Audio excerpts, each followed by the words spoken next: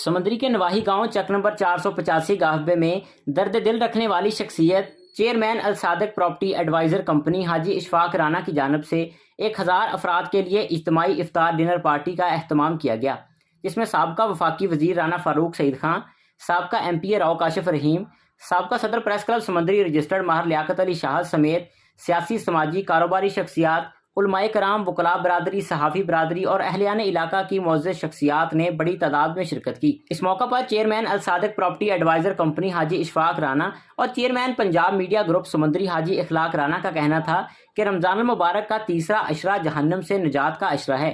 अल्लाह पाक की बारगाह में गिड़गिड़ा कर तौबा व इस्तग़फ़ार करनी चाहिए। अल्लाह करीम इन बाबरकत दिनों के सदक़े हमारे गुनाहों को माफ़ फरमाए और जहन्नम से निजात फरमाए।